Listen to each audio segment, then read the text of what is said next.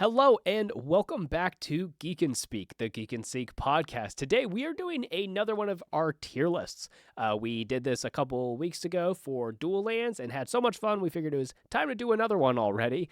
This time we are talking about mana rocks, artifacts that will tap for mana. And a lot of them do extra cool things, and there's a lot of them of varying levels of playability. So we're going to be getting down into the nitty gritty on, I think we have 21 mana rocks that we're going to be talking about today. So join with me today is Preston. Preston, how's it going, man? Good. We had a lot of distortion between our judgments for the last episode, but this one, I think for the most part, we've kind of balanced things out as a group. So I'm excited to see how this will differ. Yeah, for sure. And then we also have Jason with us. How's it going, Jason? Going good. I'm sure you can see behind me. I finally have a little bit better of a setup now. Yay. Still kind of organized in this room, but yeah, I'm happy with the way things are coming together at the new place. Yeah, for sure. And then I am your host, Morgan. I am also very excited for this. And life's normal for me. If you would like to support the show, you can do all the normal YouTube algorithm stuff like liking this video, leaving comments, checking out our other videos. I'm sure I missed something. And then if you want to go the extra mile, you can support us on patreon.com/geekandseekyoutube. And if you would like to do that or join our Discord, you can find links to everything in the description of this video. And for a favorite comment of the week, this was on the Bloomborough episode of our Commander gameplay series. We just released this, a week or two ago. This is from Max Shar 3452. Big fan of the squirrels running away with the game. Big fan of looking at the top of your deck in response. First time viewer, new long time subscriber. Hey, thanks for joining. Honestly, thanks for all the love and support that you guys have given that video. It was a fairly well-performing video compared to a lot of our other videos. I know it brought in a lot of new eyes and we got a decent amount of new subscribers from that. So thanks for checking that out. And go check it out if you haven't. And I believe the first deck tech from from the decks we played on that episode, I believe the first one is coming out in 2 days from when you're seeing this. So make sure you're subscribed so you see those as they're coming out. As a quick reminder, how we are doing the ranking on this tier list. S is auto include. I'm basically always going to run this no matter what. And A is play often. Maybe in certain color combinations or with certain themes you're not going to play, but you're going to play it a good chunk of the time. B, fine. You will sometimes play it, sometimes you won't. Pretty middle of the road. Take it or leave it. C, only for certain decks. Maybe it's really, really good in that certain deck, but it's niche. And then D, kind of bad. You probably don't want to play it. If it comes in a precon or something, you're not like immediately taking it out, but you don't really want to play it. If you're building a deck from scratch, you're probably not going to play it. And then F is throw it in the Mount Doom. If it's in my precon, I'm yucking it in the trash. All right, starting it off with the one and only Soul Ring. Many people have called this a bannable card in the past. This is for 1 mana, a artifact that taps for 2 mana. It's a repeatable ritual, boys and girls. S's across the board. Is there anything else we need to say about the good old Soul Ring? It's so good that Commander is the only format where it's not somewhat banned, where it's technically a legal card. It is, it's banned everywhere. It's restricted in Vintage. And basically all decks play the one of that it's allowed. I think in Commander I wouldn't say it's like fair, but I think in Commander it's a lot better.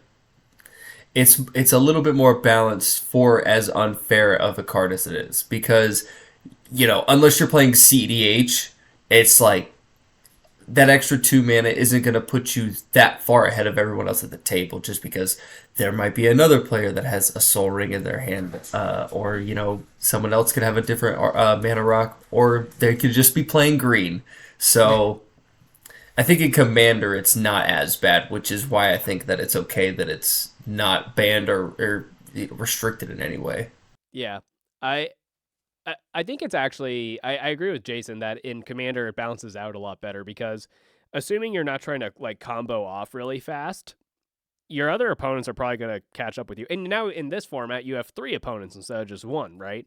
So I think and it's an artifact that, it goes away in the Farewell or the Vandal Blast or whatever, So it, as broken of a card it is, I think it balances out a lot better in Commander. Yeah. Another thing that the Soul Ring does is if you play it turn one, people are much more likely to swing at you because if they don't have any other really if they don't have an obvious option for what their attack is going to do, they'll just be like, well, you turn one Soul Ring, so swing at you. It statistically lowers your win percentage according to Game Nights. A Command Zone podcast did that a couple times. I only have one deck where I don't play Soul Ring, and it's my Umari the Collector Companion deck. So just every card that's not a land in that deck has to be a creature in order for Umari to be a companion. So that's why I don't have Soul Ring. But every other deck, I have Soul Ring, and I don't think there's any excuse to not. All right, next up we have Arcane Signet. This is another card that is like an auto-includey card. This is from Gavin Verhey has said that given what he knows now, he would not have made Arcane Signet because they don't like making these like very pushed auto-includey cards for decks. But it's for 2 mana, an artifact that taps for any color in your commander's color identity. That's it. And we got S's across the boards. Anything we want to say about Arcane Signet? The one thing that makes Arcane Signet a little bit better than Soul Ring is because it doesn't necessarily put that target on your back and be like, oh, well, you turned one Arcane Signet. No one's ever said that in a game. And if you have, then you turn one Soul Ring and into the turn one Arcane Signet. Yeah. That person has to die immediately. There is no excuse. And I've been that person. And yes, I did die very soon. It always feels so good when it happens, but then, the rest of the game is afterwards. But it's worth it. You're just like basically telling the rest of the table, like, guys, it wasn't that bad. Really wasn't. I don't even have a second land. It's fine. Yeah. Going into turn 2, and then that's when you draw that second land, and you're like, well, you're a liar. Yeah. I used to think that like Arcane Signet wasn't worth it in monocolor decks. I was like, I mean, it's really efficient fixing and stuff, and it's ramp, but I even play it in one color decks just because it's a 2 mana ramp source that taps right away that will tap for colored mana specifically, unlike a lot of the other 2 mana rocks that you would play in one color decks that either come into play tapped and or only tap for colorless. So just goes in all decks, unless you have some kind of weird restriction. Goes in all decks. All right, next up, we have the Talisman. So I believe the one specifically we have here is Talisman of Conviction. So there's one of these for every color combination, 2-color combination. They're 2 mana artifacts that tap for colorless, or they can tap for one of 2 different colors if they deal damage to you. So Talisman of Conviction taps for a red or a white, and it will deal a damage to you. But you can always tap it for colorless. So I like to compare these to the Pain lands, like we talked about in the dual land tier list we did a couple weeks ago, whereas you probably have to tap it for colors a couple of times, but then after that you can probably always tap it for colorless. So it's ramp. It might do a little bit of damage to you, but probably not much. Jason and I gave these A's, and Preston gave it a B. I think they're auto-include in 2-color decks. I'll play them in a lot of 3-color decks. 4 and 5-color decks, I'm probably not playing them unless I have some kind of artifact sub-theme. I assume Jason's probably along the same lines there since he also gave it an A. Preston, why'd you give it a B? I'm only going to play these in decks that either want to lose life or have life gain as a sub-theme. I think they're good. It's just I see people throw their life totals away all the time, and that's just never really been me. I mean, you don't think you're gonna have? I don't know. I feel like you probably only have to ping yourself like twice with them though before you can just tap them for colorless for the rest of the game. Yeah, so I do like them more than I like the Pain lands for that reason. Okay. I don't think these are as good as the Pain lands necessarily, because those you don't actually have to pay any mana to play. Well, sure. You just put them onto the battlefield and they can still tap for a colorless. But I don't know. I think that these are something that are going to go in most commander decks and be fine because that 1 damage isn't going to do a whole lot to you over the course of the game, and you're not going to have it every game, so it's not like every game you play you're going to be dealing 1 damage to yourself just to get mana. But in the instances... But in the instances where you need that mana and you need the color specifically, you're fine paying the 1 unless you're at a really low life total. But even if you are at a really low life total, if you need the color for something, it's likely to play something that's going to either get you out of whatever situation you're in or push you over the edge so that you can actually win that game. So I think that these are actually auto includes into most decks. 4 color decks I think can use them if you need the color fixing. But yeah, I don't really see a need to play them in 5 color decks. You have access to green at that point, so you can basically put whatever type of land, ramp, or mana rocks you want in there because depending on how you built it, it should be consistent at getting lands onto the battlefield. Yeah, I think my only hesitation with the 4 color decks is like in 4 color, you're almost always going to have green as well. And then you run into the 5 color problem where it's like, well, you just have green, just use like the 3 visits and the Farseeks and stuff instead. But the one exception is I had I used to have a Brea deck, which is 4 color but no green. So then, yeah, these are your best friend because it's 2 mana ramp that's also fixing you. So yeah, I dig them. So it's going to average out to an A. Okay, next up we have the Signets. These are from Ravnica, so they're named after their corresponding guilds. The one we have here is, where is it? Dimir Signet. So 2 mana rock that you pay 1 and tap it to add 1 of each color. So this one is blue and a black. And yeah, there's one of these for all 10 of the guilds. I gave this a B. Jason gave it an A, and Preston also gave it a B. Jason, why are you so high on these? So the reason that I like them is because they're always going to tap for at least 2 of the colors that you need. Um, Paying 1 mana into it isn't as bad here as because if you remember in the lands episode, I hated that you had to pay mana into the 1 lands that didn't tap for The Odyssey anything Floodlands. otherwise. Yeah. But these, you're always going to have the mana to put into that because you paid 2 mana to cast this spell. So it's like, how did you do that if you didn't have at least 1 land? You know what I mean? So you're always going to be able to pay into it. And in a way, it's kind of like artifact land ramping at that point, like specifically land ramping, because instead of like paying 1 to get 2, it's almost just like you tap a land and you tap the signet for 2. And that's the way that I look at it whenever I play this in games. And because it's going to give you that color fixing, it's really good. Sorry. And because it's going to give you that color fixing, it's going to be really good in 2 color decks all the way up to 5 color decks, in my opinion. Because in 5 color decks, like for example, Dragon, if I have my Signet on the battlefield and, let's say I have that and another green in it, well, for the Dimir Signet, let's say I have a blue, but I don't have a black.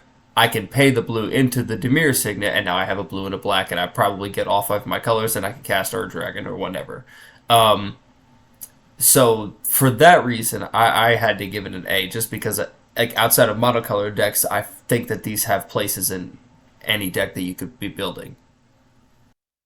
Yeah, I think they are a step down from the Talisman because the Talisman, once they're there, they automatically can tap by themselves. So if you turn 2 Talisman and then you can immediately use it to cast a 1 mana spell.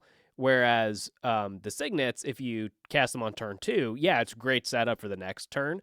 But you can't use it right away, assuming that wasn't like Ancient Tomb or something that you used to cast it right on turn 2. But Right, but here's the thing: how much different is that than say a cultivate or a right. Kodamas reach? Because or even a rampant growth, because the land you're getting is going to enter the battlefield tapped, so you can't use it right away, but you're still fine playing those cards because of the advantage that it gives you. Well, yeah, and you want some number of 2 mana ramp anyway. So I think in 2 color decks, these are still kind of auto includes. Like I probably don't play the green ones really ever. Like I probably don't play the green signets. Except I think I have them in one deck, but I think in 2 color decks they're kind of auto includes. And then once you move up, I maybe play like 1 in a deck. But then I just prefer the talisman. Preston, you also had these at a B. What else do you got to say about these? Yeah, so like when we talked about those lands last time, I wasn't a big fan of them because I just don't like the math involved. It's just one of those things I typically will cut out of decks just to sort of make it easier for myself while playing. But these ones I'm a little higher on because they're artifacts and not lands. So like I can keep my lands like for me at least it's just easier to keep track of that math. So the fact that they are really powerful, I'm more willing to use these than the lands.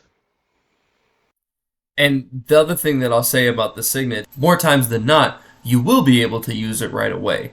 Now, if you play it early game, then probably not.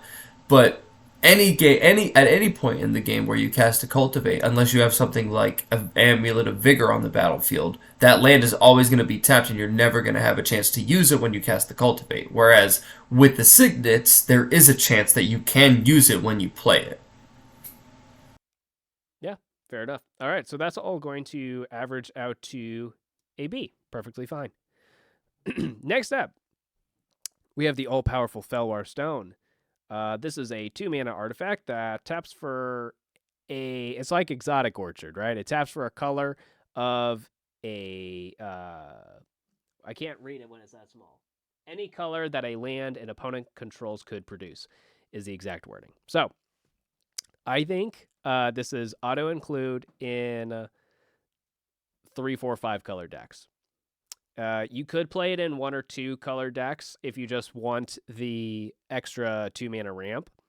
But if you specifically want to make sure that you're hitting your pips, like your colors, I think it's best in 3, 4, 5 color decks.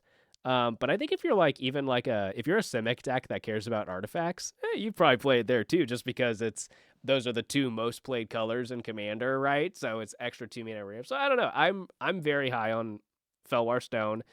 We have A's across the board. We all really like this one. Yeah, what do you guys think about this?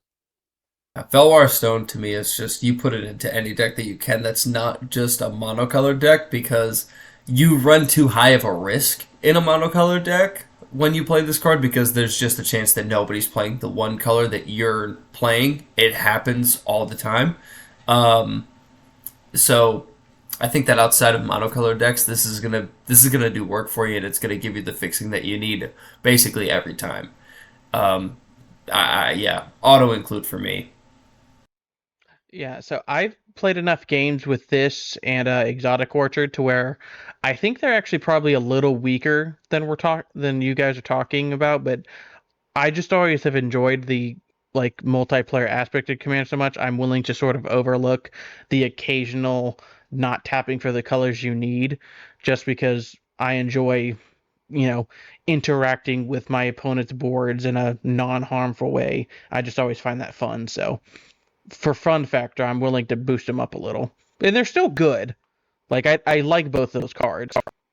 One thing I want to say too is if you're running a mono black deck or a mono green deck, you probably can play this in those decks too because in the mono green deck you're probably running Yavimaya and in the black deck you're probably running Urborg. Oh, that's a good point. Um, so I think that They're you they're can also just actually run. green is also just the most popular color, so you could probably just play it in green decks, assuming that someone's going to be playing green.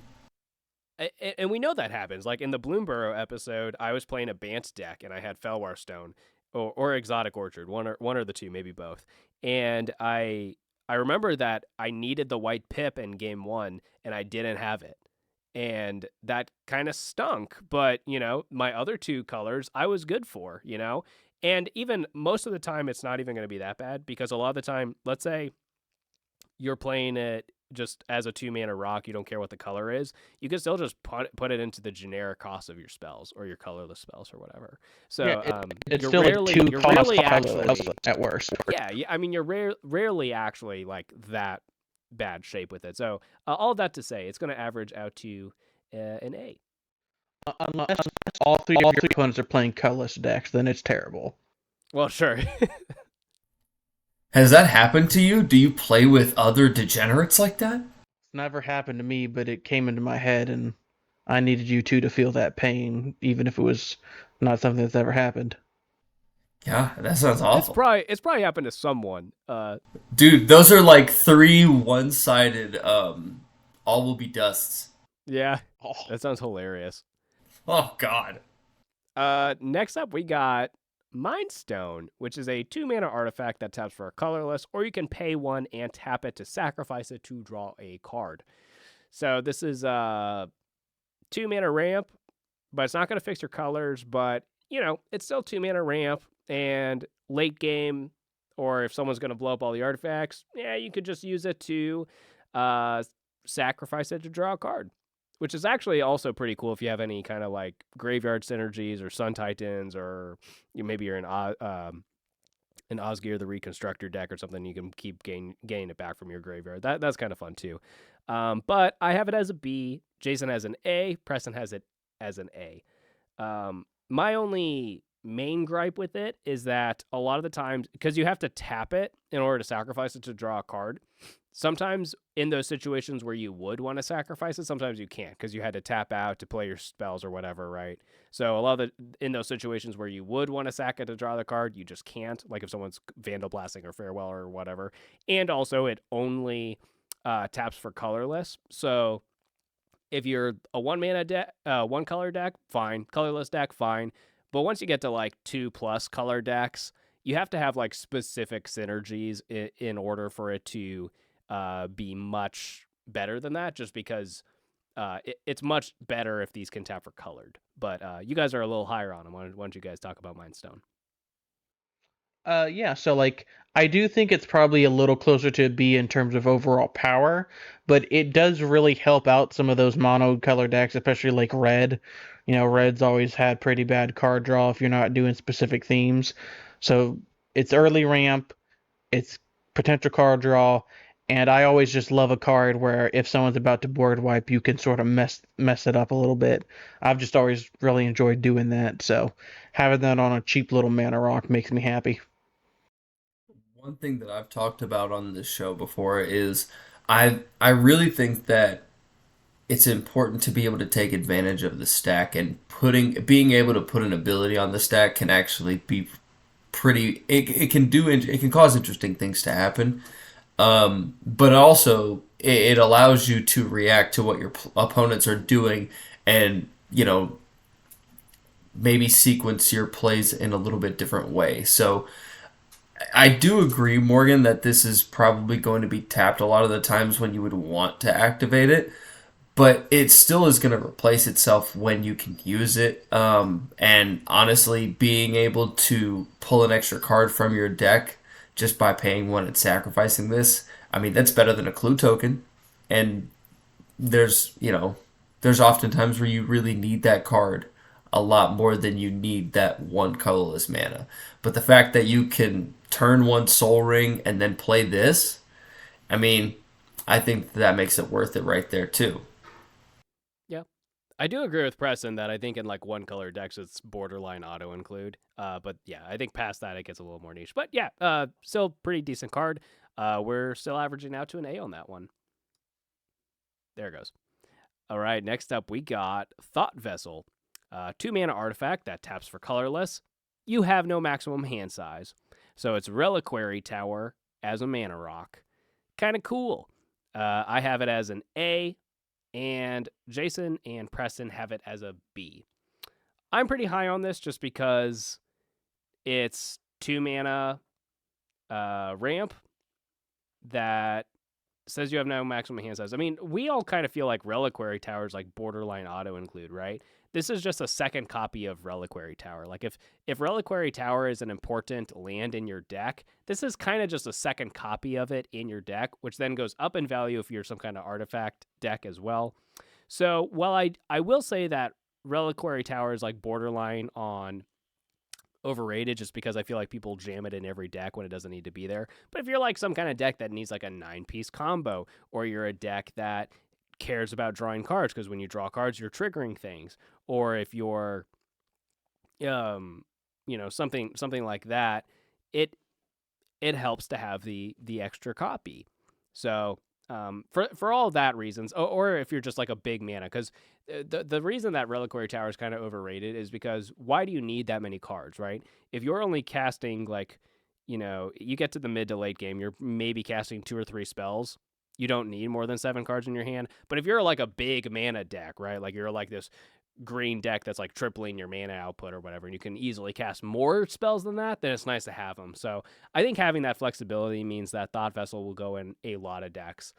Because it only taps for colorless, I would say that maybe you guys are right. Maybe it is more of a B just because it's harder to put it in like 3, 4, 5 color decks. But what do you guys think about Thought Vessel? So to me, when I was evaluating what I thought of this card, I almost put it at a C because I think that having no maximum hand size is something that a lot of decks don't really care about. There's a lot of decks that are going to play out of the graveyard, so the forced discard at the end of your turn is going to help you set up, like, build your graveyard with stuff that you want in it. There's discard theme. There's plenty of discard theme decks out there, so if you're discarding, that's totally fine. It's also just not that big of a downside, right? Like having to discard down to hand size is not that big of a deal. And if you are drawing a ton of cards into your hand and you have to discard down, you can still sculpt the perfect 7 to keep. So I think that a lot of the times that no maximum hand size isn't really going to matter. The reason that I actually brought it up to a B is because you can turn one Soul Ring and turn and then Thought Vessel. I mean, you can add another mana with it with Soul Ring. Every card is better if you're assuming that you can always turn one Soul Ring. That is. Well, I'm not saying that because I have. Well, when we talk about the next card, I'll have something to say about that. But it just adds that values to where you can have a really big turn where you put a lot of mana onto the battlefield, and whether you use that mana or not, you've still put yourself a little bit ahead of your opponents. And the fact that you are going to have the ability to do that in one turn with a Soul Ring, I mean, I think that just speaks to how good Soul Ring is and how good 2 mana artifacts are with it. But yeah, because it only produces colorless and it has a static ability that isn't that necessary for most decks, I almost put it at a C. But I think a B is appropriate. So for me, Reliquary Tower is always like a pretty quick include because a lot of my decks just care about like drawing cards just as one of the sub themes. Like that's not the main theme of the deck, so I'll draw a lot of cards, but I'm not drawing like half my deck in a turn usually. So including a Reliquary Tower is usually pretty easy.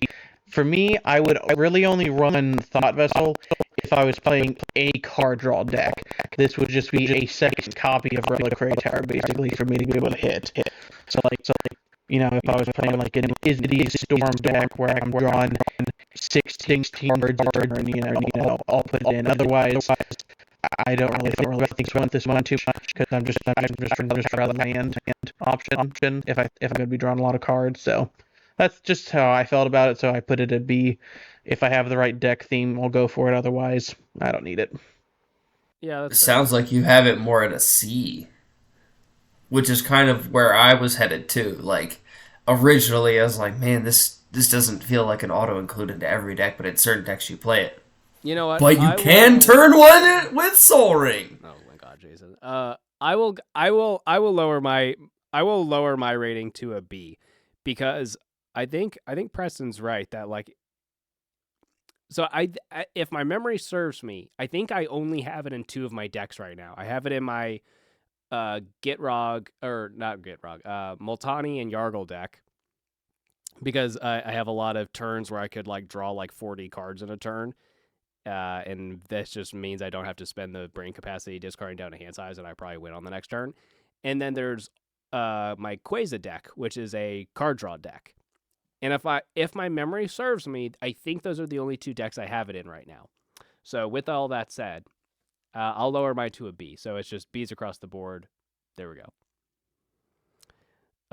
Next up, we got Commander Sphere. I was telling Preston pre-recording, I'm really sad that we don't play this card as much as we used to. This used to be like a staple. They used to play in a bunch of precons. We don't even see it in precons that often anymore. It's still sometimes, but it's a 3-mana rock that taps for any color that are in your commander's color identity, and then at instant speed, you can sack it to draw a card.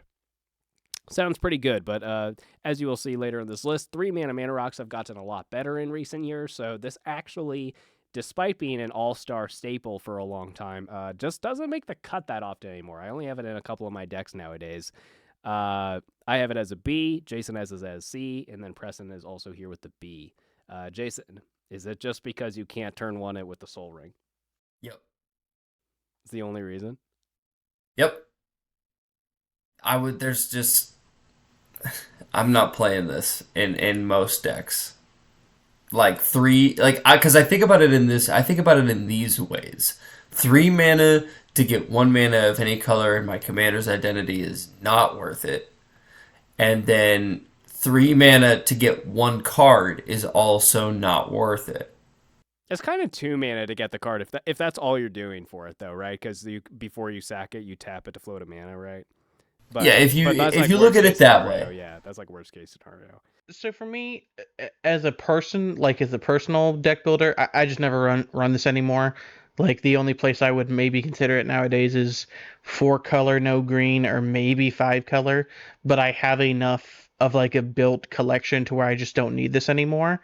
But I'm still willing to give it that higher grading because while I don't play it anymore, I still think it's an amazing option for the average Magic player who basically has no budget. You can get it for 8 cents or something, most of the copies. If you want to buy a slightly cooler one for $1 or something, you can, if you like a certain art. And it's just a good way to help those people, you know, get their colors out without, breaking the bank. So I still am willing to give it some legacy love for that reason, and give it a little pat on the back, even if I don't personally, need it anymore. But so yeah, that's where I put it that rating.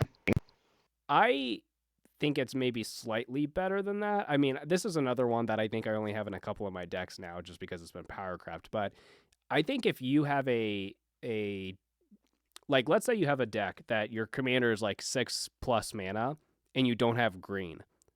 This is a way that to help you get there. And because you're also in this hypothetical world that you also don't have green, so you don't have green to help you fix, this is a 3 mana rock that will always fix your mana perfectly.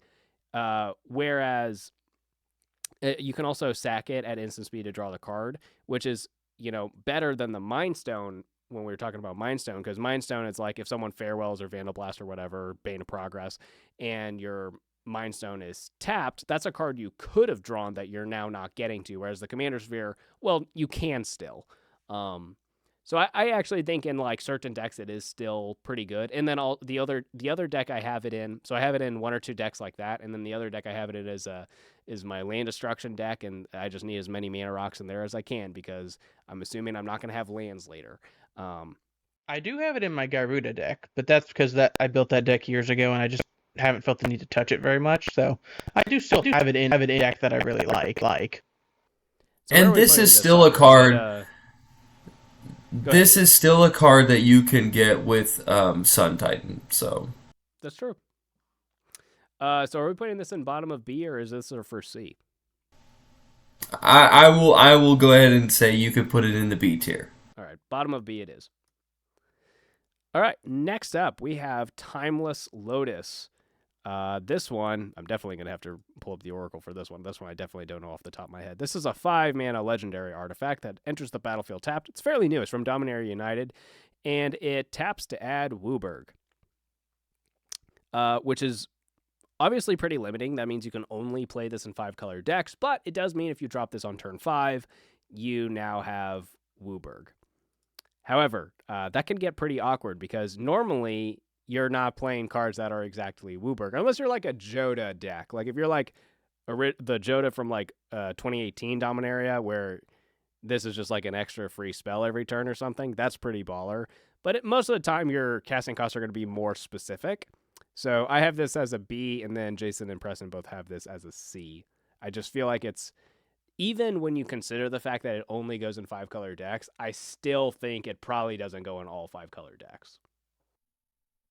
Yeah, that's why I put it at a C. Now, I will say, I do run this in Dragon. That's for 2 specific reasons. One, it's always going to give me Dragon's colors, like no matter what point of the game I'm casting Dragon, as long as I have the extra mana to pay for like the rest of his cost or commander tax, I'll be fine with this on the battlefield. But also, because I still have a dream where I get to use my artificial evolution and change the text on my world tree from god to dragon and then activate it and put every dragon in my deck on the battlefield. I still have that dream. And and Timeless Lotus, it gets me closer to that dream. So I do think I do run it in that deck, but outside of that, I think that it's just not gonna go into every 5 color deck.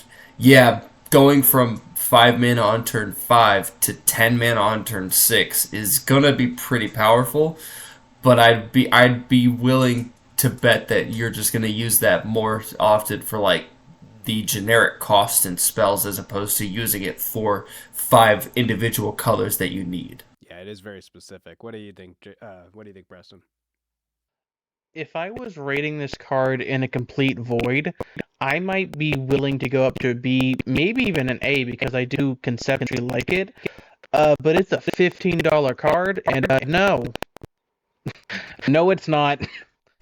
It's It just fifteen isn't. dollars. That's crazy, dude. I should sell mine right now and then wait for the price to drop. 15 to 20, depending on which version. Is That's It's so crazy. is it is okay. not So worth it. so there's two decks specifically where I could see that this is like an all star, and maybe that's why it's so high. Is original Joda, right? Which Steven has that deck, and it used to be one of the boogeymans of our play group. And then there's also I think it's Karth question mark. It's the 5 color Five planeswalker color precon matters. that yeah, it's the 5 color matters where a lot of the spells in that deck actually cost Wooburg. So I think in those two decks specifically, it's an all-star there. But even then, I have 3 5-color decks in my collection. I have never put this in a deck just because I feel like it's too specific and it's 5 mana and you can't use the mana right away unless you have some kind of like other shenanigans. Like if you have, there are spells that are, cards you can use to untap your artifacts, right? But normally this is not going to do anything right away. It's 5 mana, do nothing for that first turn. I will say, I think that if you run, and this kind of goes in with what you said about Joda, but if you run Fist of Suns in a deck, you should probably be running this because in that case, if you have Fist of Suns on the battlefield, you play this and then, next turn you're able to, yeah. Yeah.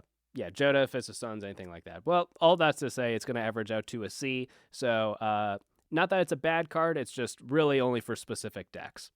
All right, this next one is really cool. Also, only kind of goes in specific decks, but it's Relic of Sauron. So this is from the Grixis precon from Lord of the Rings. 4 mana artifact that taps for 2 mana in any combinations of blue, black, or red, and then you can pay 3, tap it to draw 2, then discard a card. I freaking love this. I will put this from now on. Every Grixis deck for the rest of time should be playing this.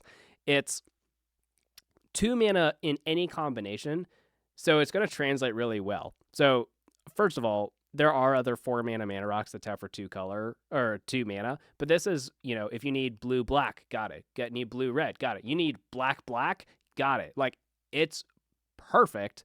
And then also, mana rocks that do extra things are nice.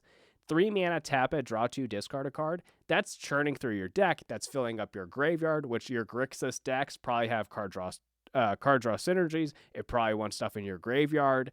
So it just kind of checks all the boxes. I think if you are playing a Grixis deck, it just has to go in there, and it's Sauron, so it goes up in cool factor. And I could see playing it in some 4 and 5 color decks as well, although it's less good there, but in certain situations, I could see that too. But auto include in at least Grixis deck. So I got this as A. Jason has it as an A. Preston has it as a B.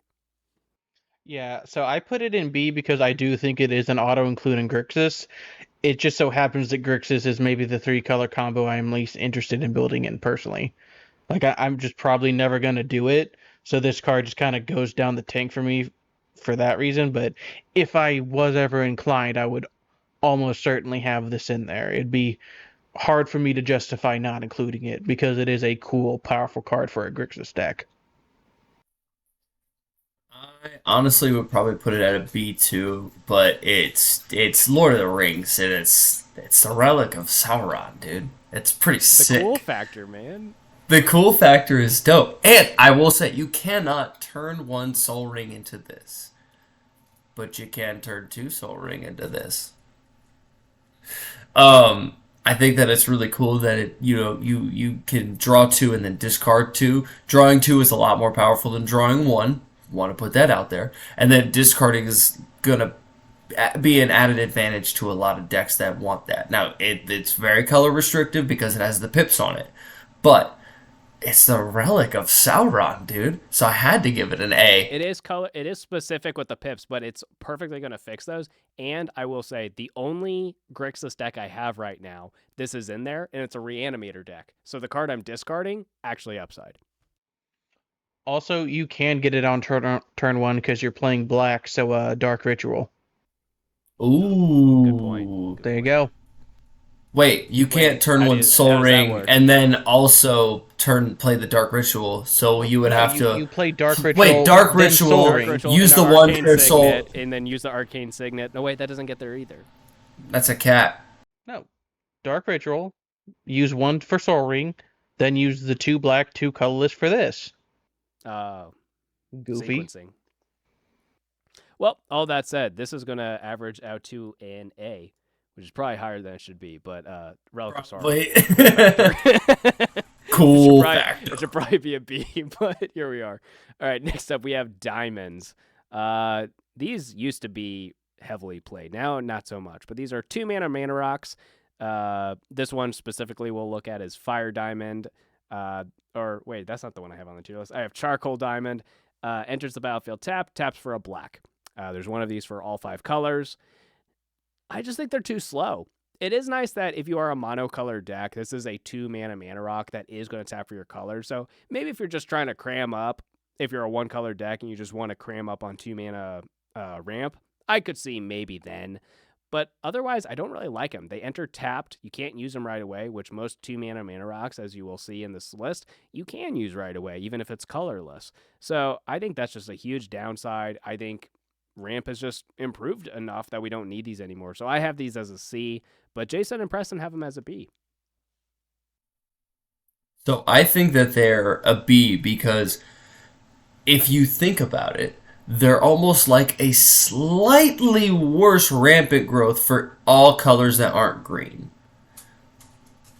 Because it's not putting a land onto the battlefield, but it is going to give you another mana on your next turn, which is what rampant growth does. And rampant growth is putting a land onto the battlefield, but just like these diamonds, it's going to enter tap, so you can't use it right away. It's always going to tap for a color, and then there's going to be times where you're playing artifact decks where it's going to do a lot more than that. So I think that I think that these are better because of that, because they add that rampant growth type of effect to decks that don't have access to green. And turn one Soul Ring it.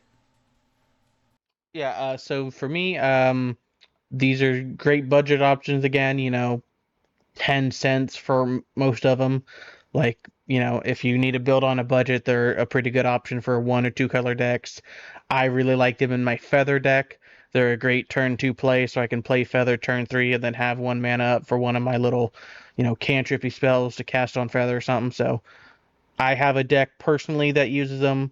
I could maybe see myself putting them in another deck for similar reasons, and I think they're great for the general commander player. So yeah, I like them. Yeah, sure. All right, that is going to average out to a B on these, though. Wait, no, not the A, B. There we go. Okay. Next up is, I freaking love this card, Midnight Clock. This is originally from Throne of Eldraine. I remember playing against this sucker in Standard, guys. It was so funny. For 2 and a blue, it's an artifact that taps for a blue, or you could pay 2 and a blue to put an hour counter on it. You might be asking, what are hour counters? We'll get there. At the beginning of each upkeep, you put an hour counter on it. That means your upkeep, your next opponent's upkeep, your next opponent's upkeep. And then when you get to 12-hour counters on it. You shuffle your hand and graveyard into your library, then draw 7 cards and exile it. So you can't loop it. Can't get it back with your Sun Titan or none. But holy balls, I freaking love this card, guys. We got, what do we got here? I have it as an A. Jason has it as a B. Preston has it as an S. Goated with the Sauce Young Blood with extra Rizzle. Well said. Preston, you're the highest on this. Why don't you start? I don't actually think it's S in terms of power. I have so much fun playing this card. Like, it is a good mana rock in a blue deck. It's okay outside of blue, depending on what you're doing. Maybe if you have some proliferate going on, you can make it pretty decent. But that high of getting to 12 and getting a new hand, putting your graveyard back into your library so you don't mill out, it always feels good when you manage to let it happen. And it can be hard to make it happen. You do have to survive 3 rotations with everyone alive. But when you do it, oh, it just chef's kiss. I imagine that when this goes off, it's probably pretty satisfying for the player that played this, but I've never been in a game where this actually goes off without someone doing some sort of like proliferate type of stuff to put extra counters on it. I just have I never see it go off just casually. It usually sits on the table for a rotation or two, and then it either gets destroyed by something so somebody doesn't, get that huge advantage, or it dies to like an artifact board wipe. That's just I I don't think that this card is as good. I think that there are a lot of decks where this card is going to be fine. And I think that any deck that has blue can consider playing this because it is going to tap for that blue, so it's going to get you 1 blue pip closer to that counter spell that you're saving. But I just don't think that it's going to go into every deck that has blue in it. It is a really good ability on that card, but it's just so hard to make it happen in a casual game. I don't think that it's up to the A tier that you're talking. I know for a fact that I've had this go off in Garuda multiple times. I've got it to go off at least a couple times as well. So, okay, I'm in the middle for you guys. I have as A. I think that power level wise, it's mediocre, but there's 2 specific things that we need to keep in mind. One is the cool factor. Like when it does happen, oh man, the value. It's so awesome. But okay, 3 things, I guess. Okay, cool factor number 1. Number 2, it's blue is the color that's hurting the most for good ramp. This is a blue mana rock that specifically taps for colored mana, which if you're playing blue, you're playing mana rocks, but a lot of the times you're having to play colorless ones. Like there are a few others, like there's the diamond or whatever you could play, but you want all of your blue pips, right? So you can have your counter spells or your cryptic commands or whatever, right? You want your colored pips. So the fact that it's a blue mana rock for the color that needs ramp the most, that still taps for that color, is insane. And my last point about it is because you're a blue deck. This is probably not true in like 4 or 5 color decks, but like 1 to 3 color decks, you are probably playing more responsively. So you can like wait, and if you don't need to counter something, if you don't need to bounce something, whatever, if you don't need to crack your Psych Rift, it comes back to you. You have that mana up. You dump it into the clock to help it tick up faster. People forget about that second ability all the time. Sink. Yeah. You can use your mana to make it go faster. So I actually really like this card. I play it in 3-4 decks. I could see playing it in more. It's really cool. It's cool. See, oh dang it, I had a thought about this card that I lost it. Um, um,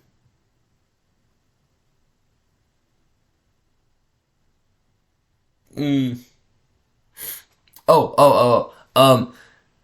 so my one response to you saying that, blue doesn't have very good ramp for getting like your pips. I honestly would say that Blue's version of ramp is cheating costs, like making things cheaper to play with static abilities on cards or with alternate casting costs by exiling cards and casting them for free, or just straight up casting them for free in certain situations. Or you have an omniscience on the battlefield and you can play everything for free. But Omniscience is 10 So, mana. yeah, but I would say that it's This gets you there a turn earlier.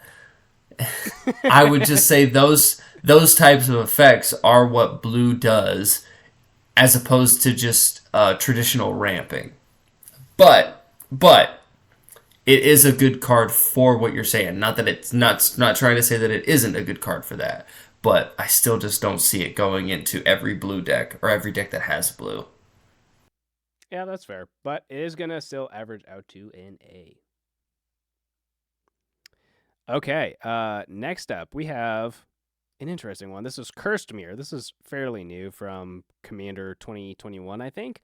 Then it just got reprinted in Modern Horizons 3, just to make it modern legal, just for no reason. 2 and a red artifact that taps for a red.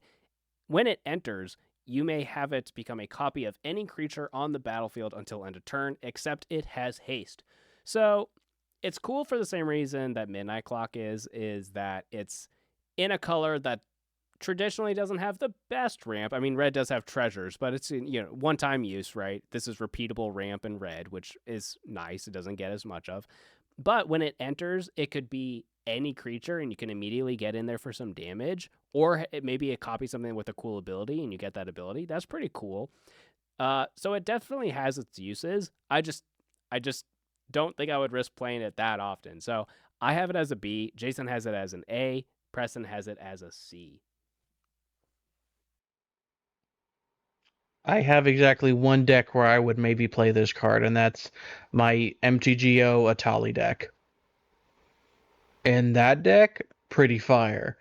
Otherwise, it's just 3 mana. It's like Midnight Clock, but you don't get to shuffle your entire graveyard in hand. Yeah, it's kind of lame.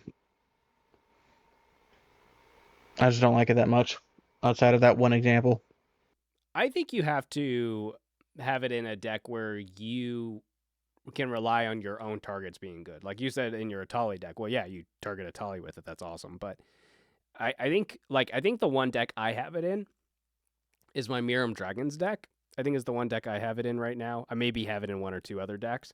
But you put it in decks where you know that you can take advantage of it just based on what, like the copying creatures and having haste.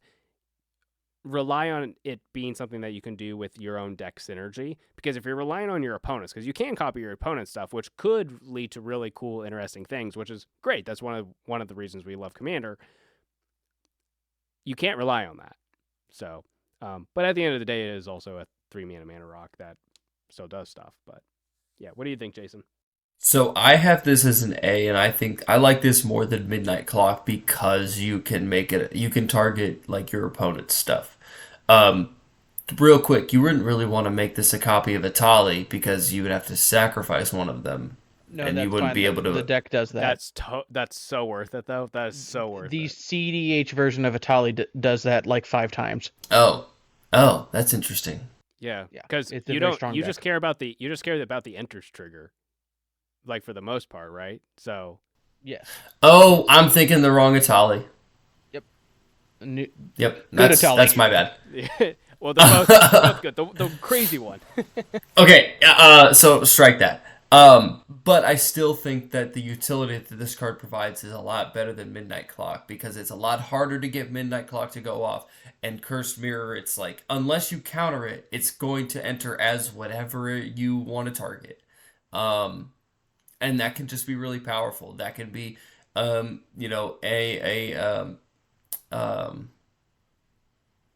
oh gosh, I can't even think. What's the green creature? It's two green pips. That brings a card back from your graveyard.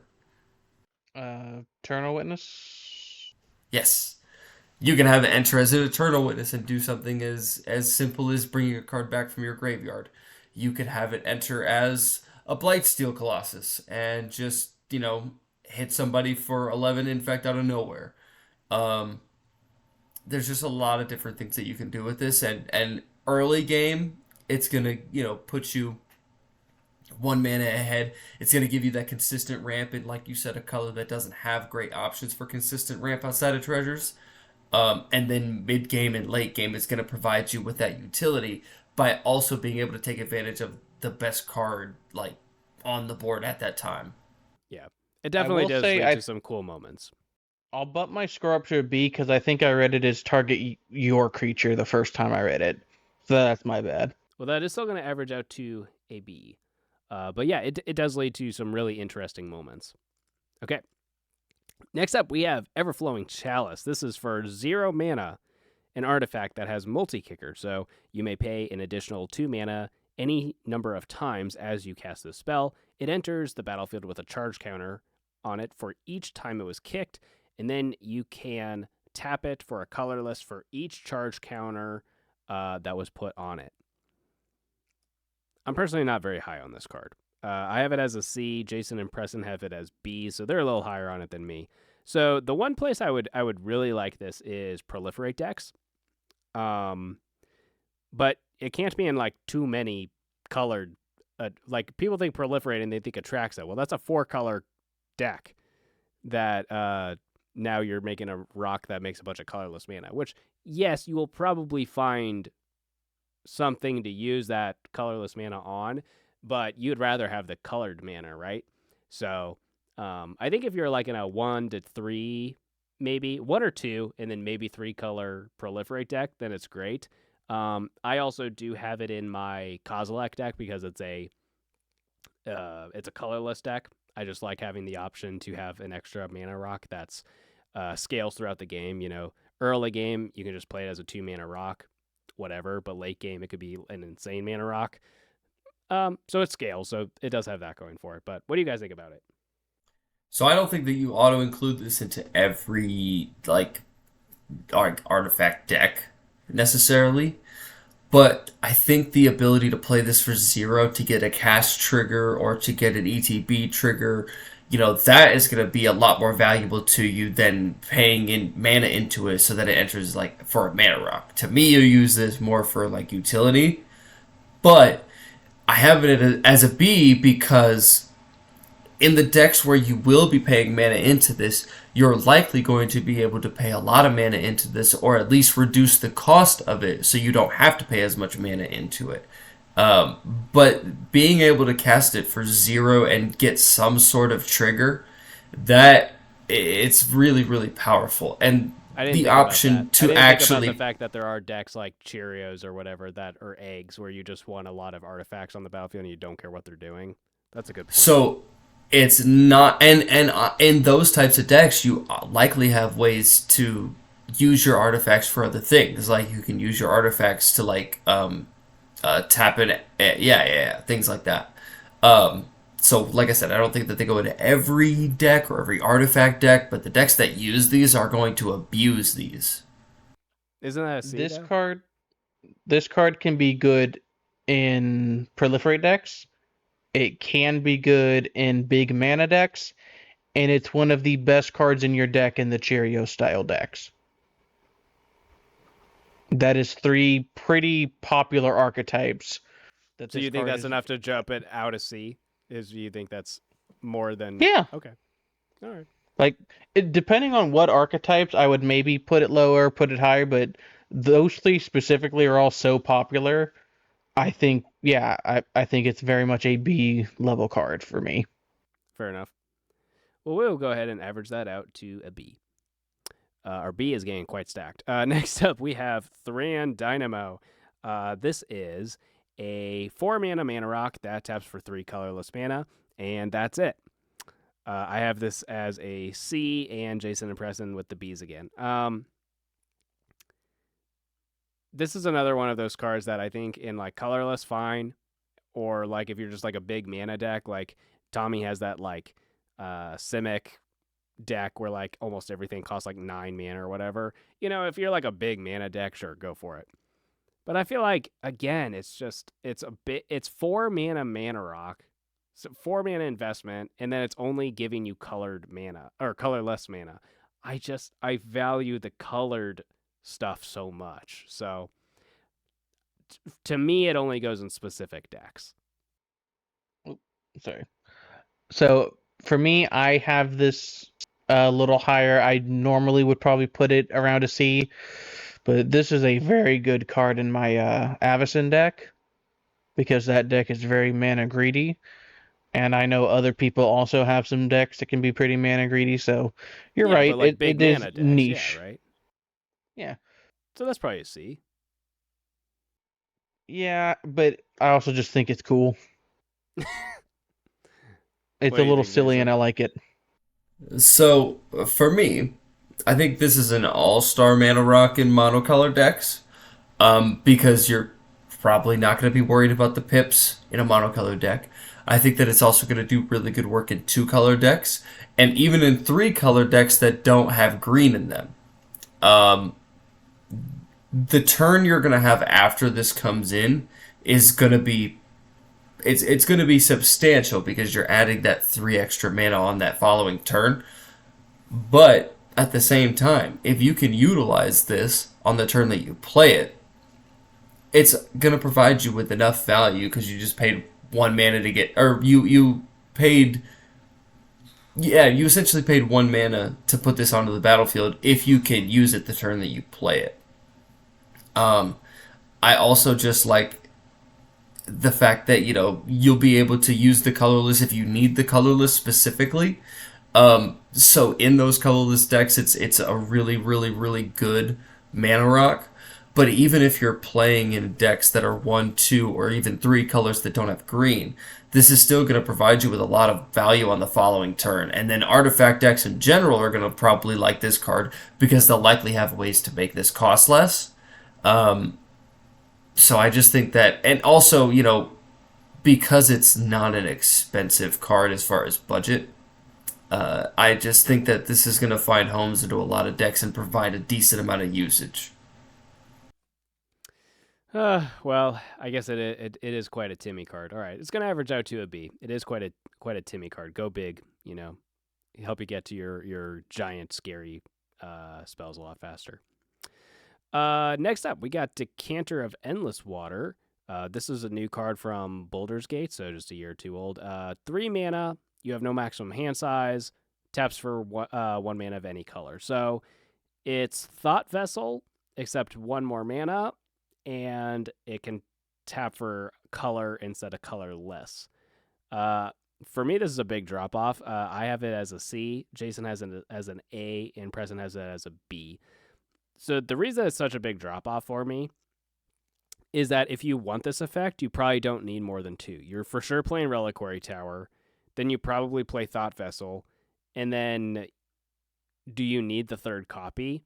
And if you do need the third copy of this effect, do you spend 3 mana instead of 2? To me, that the answer is no. So I have this as a C. Like I could see sometimes playing it, but I just feel like it's very, very niche. Like it's probably niche enough that like Thought Vessel shouldn't be as high as it is for me, but even lower for this one. So I put Thought Vessel at a B because wait, did I did right? Yeah. So I put Thought Vessel as a B because you can turn one it with Soul Ring. It does give you that ability, although I don't think that ability is as relevant as most decks need. But I have this at an A because it gives you 1 mana of any color. Like it's not even just like color in your commander's identity or colors your opponent's lands can produce. It just have for one color, any color. There's certain decks that are decks that steal opponent stuff and cast them, and if it doesn't cast without paying its mana cost or allow you to spend mana as though it were mana of any color, sometimes you need that extra that color. The color fixing for your own spells and all the other decks that aren't playing your opponent's stuff are really going to like this card. And I think that paying 1 extra mana to get that, it makes the card a lot more playable. To me, if it was 2 mana and you could do this, it would be an S tier. I could see maybe mana that being rock. true. Yeah, well, yeah. If it was 2 mana, I guess it would be an S. It would be an S See, tier if that's it was 2 that's mana. my thing. So because it's 3 instead of 2, I don't think that drops it all the way down to a C like you're saying. I think that it would just drop it down to an A. But if it was 2 mana, this would be an S tier. Like this would be an auto include like Soul Ring in every commander deck. So I have both of them at B, and I have Reliquary Tower at A. I'm pretty sure in our lands episode. To me, Reliquary Tower is the effect you want in your normal deck. The first one. Thought Vessel is if you need a second one, it's worth playing. This one is too expensive to be a third. I'm never going to include it in a normal deck. But where those two kind of fail is if you have a 4 or 5 color deck. So I'm willing to put this at a B because I would use this in a 4 or 5 color deck over those two. Because you don't want that many mana sources, and keeping a no maximum hand side isn't really worth having colorless mana generation. So that's why I balanced out this in Thought Vessel, but still kept Reliquary Tower a little higher. See, and I think Reliquary Tower is only better because you don't have to pay mana into it to put it onto the battlefield. But if this was 2 mana, it would be better Arcane Signet. Think about that. Like if it was 2 mana, it Well, would be okay, better. yeah, but But no, here's but that's what I'm 2 mana saying. mana But that's rocks what are I'm just saying. always better than 3 mana But mana that's rocks. but that's what I'm saying. If we have Arcane Signet as an S tier, and if we think that if we paid 1 less mana for the Decanter of Endless Water, it would be better Arcane Signet, then how does 1 mana make it go from an S tier all the way down to a B tier or a C tier? I think So that one for extra. me, it's speed. It's speed because the 2 mana ramp on turn 2. If you pay 2 mana, that means that you're gonna get your 4 drop on turn 3, and that is huge because so many commanders are 4 mana. A lot of the like pushed like precon commanders and stuff are like 4 mana, right? So the turn 2 ramp is way more important than the turn 3 ramp. The exception would be like if you have like a 6 mana commander, right, or whatever, and you're not in green. That would be like the exception. But for the average deck, 2 mana ramp is going to be better, whether it's colored mana or not. So for me, it's I do play 3-4 plus mana rocks, but the upside has to be very big or it go heavily into my theme. Otherwise, if all it's doing is fixing my mana, I'm not paying 3 mana for a mana rock. Well, this isn't just fixing your mana; it's giving you your mana and no maximum hand size. Which I know I've said that ability is not as relevant, but it's the fact that it's gonna do that for you, and it's gonna provide you 1 mana of any color. That colored mana is I played this over um gosh, I can't even think of the card's name now. Over Thought Vessel. I would play this over Thought Vessel every time. Well, somehow this one's also a B, averaging out. Well, All I right. did want to say real quick that like mathematicians who like love to look at thousands of numbers have done the math. The difference between turn 2 and 3 is the biggest like 1 mana change in the entire game. So that's like a pretty big reason why that one being 2 and this one being 3 are such big changes. Going from 2 to 3 mana is the biggest 1 mana change in the whole game. It just is. Speaking of 2 mana rocks, next one is pretty spicy. This is Liquimetal Torque, 2 mana artifact that taps for colorless. So nothing super original here, but you can tap it to make a non-land permanent become an artifact in addition to its other types until end of turn. So that sounds weird, but there's a lot of niche things you can do with it. And that's why I'm kind of high on it. I have it as a B. Jason has it as a C. Preston has it as a C. There are times where someone's going to farewell or austere command or something, and they're going to like choose all artifacts. So you're like, okay, well, that thing over there, that's not an artifact. I want it to go anyways. I'm going to turn it into an artifact so it goes too. Or maybe you have something that says draw cards equal to the number of artifacts you control. Or maybe you have like an infinity for artifacts or something like that too. Tap this, turn one of your your non-artifact cards into a artifact for the turn to get that cost a little bit lower, which I guess that one's not as relevant because it already had it taps for a mana. But there are like tricky things, or tricky things you can do with it. It turns on your artifact removal and whatnot, or just care about massive artifacts on the battlefield. So there's a lot of tricky things you can do with it, while also just being a 2 mana rock. So I have it as like I said, I have it as B. Jason and Preston have it as C. It's just too niche. It's too niche. I don't think that this goes into a lot of decks. I think that there's certain decks where this card is going to be really fun and you're going to get to do a lot of interesting stuff with it. But it's just I'm not a huge fan of it. It's too niche for me.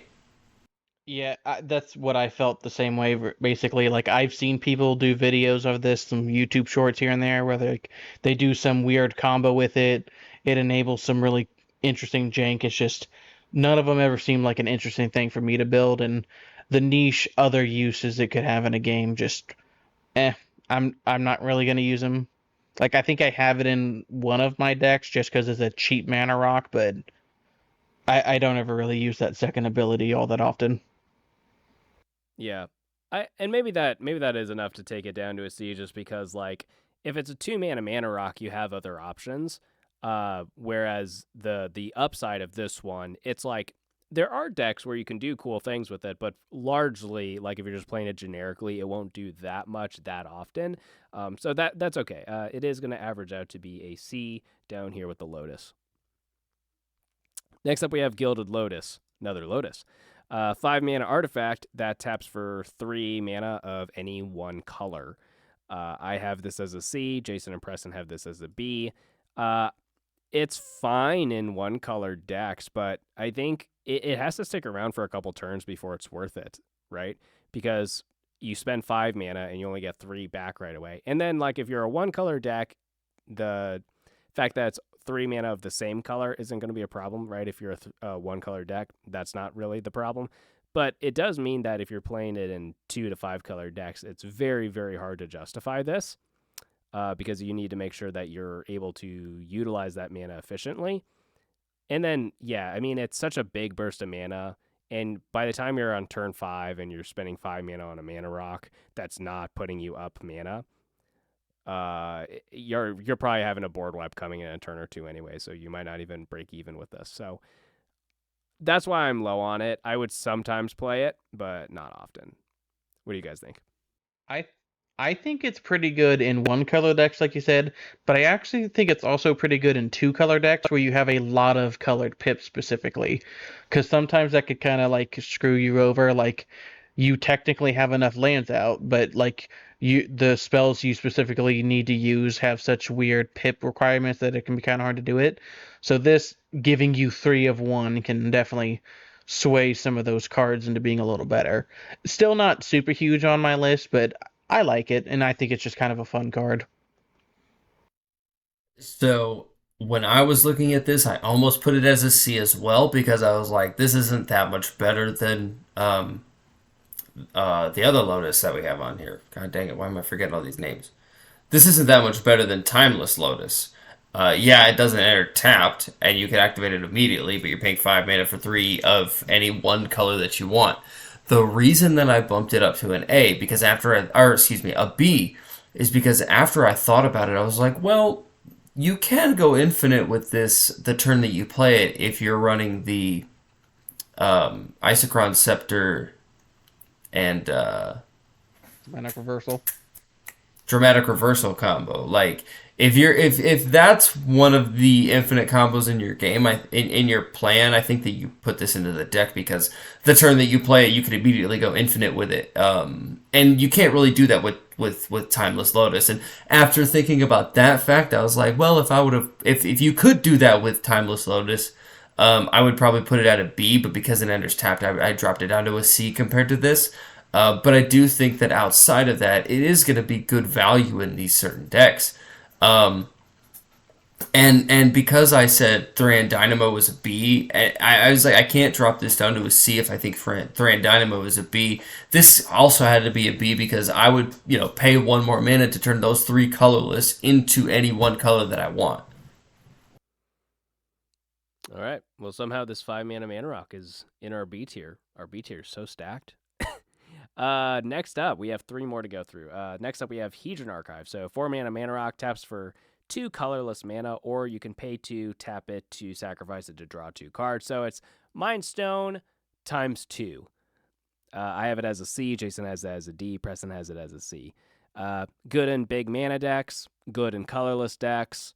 Maybe it's good in like artifact sacrifice decks sometimes. That's pretty niche, though. I think outside of that, once you get to 4 mana, you have better things to do.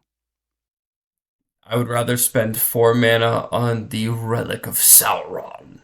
Well, yeah, if you got the colors for it, hell yeah. Hell yeah. I'm probably... it's a similar comparison, though. Like, if you have the color... If you have Hedron Archive in your deck, but you have the colored requirements, like, take it out and put in Relic of Sauron, because I think they're similar, right? But Relic's just better if you have the right colors. Yeah, and this is probably a worthy C tier land or C tier artifact, but I just to me I don't play this. I don't play this in any deck. I cannot think of a single deck that I have that runs a Hedron Archive. So I just had to put it at D. I mean, there's a big difference. This is 15 cents versus $10. So that's one reason you might not automatically go change it out, but yeah, I used to love this a lot when we first started playing Magic, but at this point, it's really just in a couple of my decks because those are older decks I already had. Yeah, I only have it. I think the only deck I have it in now is my Kozilek deck. I maybe have it in another deck. I know I've played it in other decks before, but it's been power crept, and yeah, there's better mana rocks, there's better ramp options. There's usually better things to spend your 4 mana on. So yeah, this guy is going down here in C. Next up, we have Worn Powerstone. This is oftenly jokingly called Fair Soul Ring. It's 3 mana, enters tapped, taps for 2 colorless. The problem is that it's so Fair Soul Ring that it's borderline unplayable. I've only played this in one deck ever. So I have it as a C. Jason and Preston also have it as a C. It's good in colorless decks. It's fine in big mana decks. You don't play it outside of those decks. I think the more appropriate term, instead of Fair Soul Ring, this is Bad Soul Ring. Yeah, if you 3 just times paid the mana 2 and it enters made tapped. 2, that would be fair. It enters tapped. Yeah, that's probably all we have to say about that one. All right, our last one is actually a pretty interesting one. This is Misleading Signpost, fairly new. It's from Wilds of Eldraine Commander. For 2 and a blue, artifact, it has flash. When it enters the battlefield, during the declare attacker step, you may reselect which player or permanent target attacking creature is attacking, and it taps for a blue. So, excuse me. I have this as a B. Jason and Preston have this as a C. The reason this is not a C for me, because like maybe on power level it is a C, but for me the cool factor bumps it up a bit because one, it's a like we said, it's a mana rock in blue, which blue needs, and because it has flash, even if you don't take advantage of that middle clause, you can just like leave up your counter spell magic, and then if you don't need a counter or anything, flash this in. Now you have an extra mana on your next turn. That's pretty spicy. But then if you do redirect damage, say someone is like swinging like a giant creature at you that is either going to kill you or knock you down a lot, you just said, nah, I don't feel like it. Go send it at someone else. That's just a fun, tricky blue thing, and I think that's really fun. I only have this in one deck right now, and I don't think I've got to cast it yet because I haven't played that deck in a few weeks, but it reads really fun. So for me, it's a B, but you guys have it as a C. This is a fun idea. It's just, why did they print that ability on a mana rock? A thing you want to play as early as possible, but in effect you want to save as late as possible. That's just such a bad, disconjointed idea. I just don't like it. Like, I think I it's just like 'cause mana it's rocks blue. that can be used later, but I think it's just because it's blue and it's situational. Like if you leave up your mana for the remover or the counter spell, and then if you don't need it, then you ramp. just And make then it a late 2 game blue it, you can instant. redirect it. Just make it an instant for 2 blue that does that. I'd rather have that. Or at least put it on a creature, because there's plenty of blue creatures that have flash abilities that get played in You guys just Commander mean for the that get played. redirection ability? You don't mean for the ramp? Yeah, no, because this seems like an unnecessarily designed card. Um, you want to be playing your mana rocks whenever you can so that you can get ahead and get that advantage.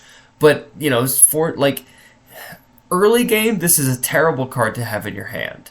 And even mid to late game, it's going to have value, but how often in Commander is one creature swinging at you really going to save you towards the end of games when somebody's swinging you with their whole board?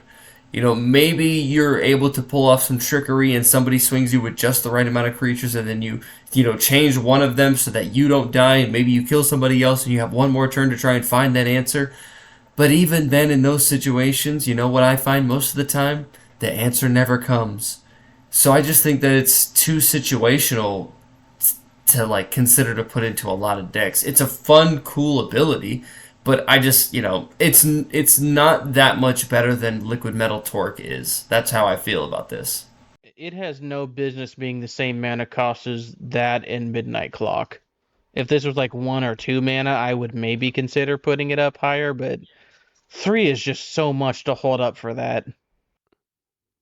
I don't know. It might be too good if it was 1 or 2 mana. It's a I mana think rock. two Those mana cards would are make this fine. I think 2 mana would make this fine. 1 mana, I agree. 1 mana, that's too abusable. Like you yeah, could I guess just so. because it doesn't enter tapped, so you can use that blue right away. But if it's 2 mana, then it's probably an auto include into every single deck that has blue. Because then even if you don't play it for that ability, it's still an early mana rock that you play for 2 mana. So I just if that was the case, I would be higher on it. But it's 3 mana and it's just not. It's not going to be worth it most of the time.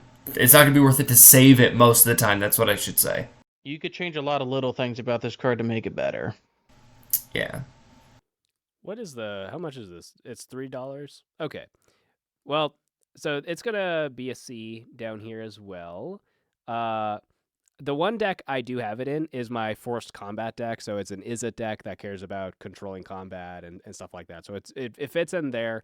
And then the other deck I should probably put in is my Teamsys deck because it's, I'm trying to kill people with the weird win con, and that means I have to hold on to my cards a lot of the time. So this is a card that I can hold on to for a long time, and then if I really need to play it out, I can. So it's kind of fun there. So I could probably play it in there. But yeah, I think it's really cool. It reads fun, so I don't think it's broken or an auto include or anything, but it's pretty cool. All right, guys, that is going to be it. That is our Mana Rock tier list. There's honestly a ton of Mana Rocks we could have talked about and didn't have time to, so maybe we do a part 2 someday. We'll see. Let us know if there are other tier lists you would like us to do or other topics you would like us to do. We have a Google Doc of plenty of ideas, but we're always open to take your guys' suggestions. And let us know in the comments if there's also any Mana Rocks you feel like we misjudged or if there's ones that you want to make sure that we hit in round 2. We will see you guys next week for another fun episode. Bye.